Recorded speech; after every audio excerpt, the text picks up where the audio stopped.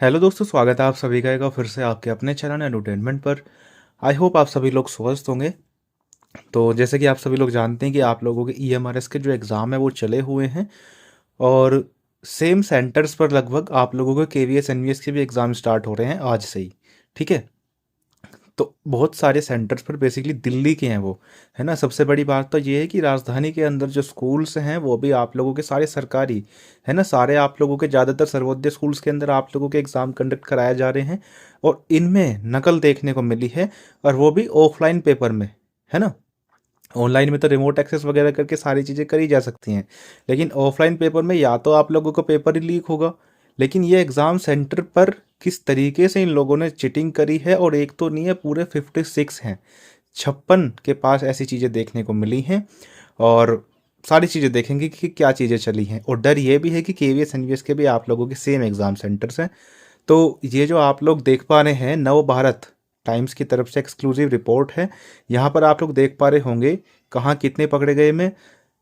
24 Sarvodaya Vidyalaya waste Vinod नगर से पकड़े हैं, 3 सर्वोदय विद्यालय गाजीपुर से, 19 गवर्नमेंट स्कूल पुरानी सीमापुरी से और 10 राजकीय विद्यालय मानसरोवर पार्क से।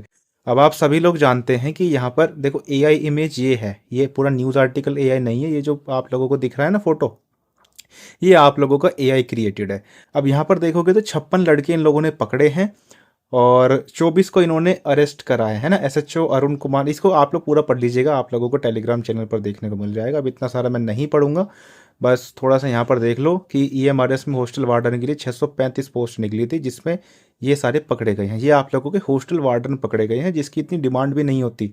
और आप लोगों के पीआरटी हो गया, टीचिंग एग्ज़ाम्स हो गया, आप लोगों का जेएसए हो गया, जिसमें हज़ारों की संख्या में शॉर्ट लिस्ट इन्होंने करे हैं, तो उनमें क्या हाल होगा। ठीक है। हालांकि दिल्ली के इन्होंने मतलब उस गैंग को पकड़ा है, और उस गैंग के कहाँ कहाँ इन्होंने मतलब पूरा जाल बिछाया हुआ था, वहाँ से इन्होंने पकड़ा है। सेम डे की चीज़ें हैं ये, है ना।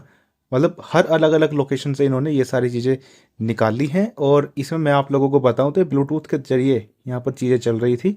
देखो, कुछ कैंडिडेट के ब्लूटूथ लगाकर नकल करने की सूचना मिली, तो फिर ये सारी चीज़ें चलाई गई हैं।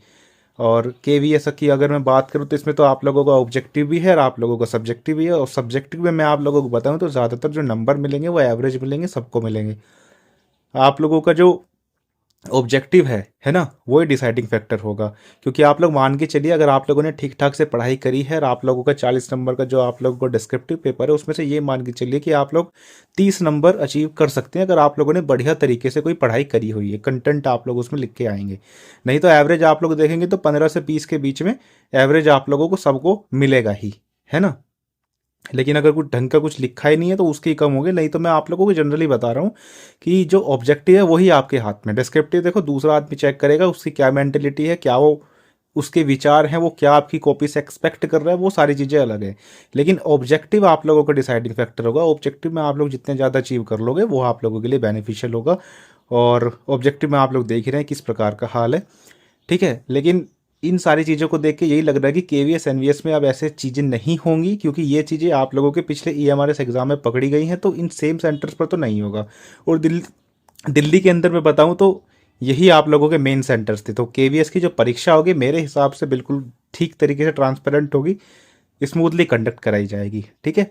और बाकी ये जो पकड़े गए हैं इन पे देखो, आप लोग सभी जानते हैं कि वो जो प्रिवेंशन वाला एग्ज़ाम का जो आप लोगों का एक्ट आया था 2024 के अंदर, उसके अंदर 10 साल की सज़ा और 1 करोड़ जुर्माना है। तो ये लगना चाहिए। ठीक है। ये लगना चाहिए, तभी अकल ठिकाने आएगी, मैं आप लोगों को सही बताऊं। और बस क्या ही बोलें। और इस वीडियो को ज़्यादा से ज़्यादा आप लोग शेयर कीजिएगा। और ये पूरा आप लोगों को जो आर्टिकल है ये हमारे टेलीग्राम चैनल पर देखने को मिल जाएगा, लिंक आप लोगों को डिस्क्रिप्शन में मिल जाएगा, वहाँ से आप लोग उसको ज्वाइन कर लीजिए। और बस फिलहाल के लिए इतना ही। धन्यवाद।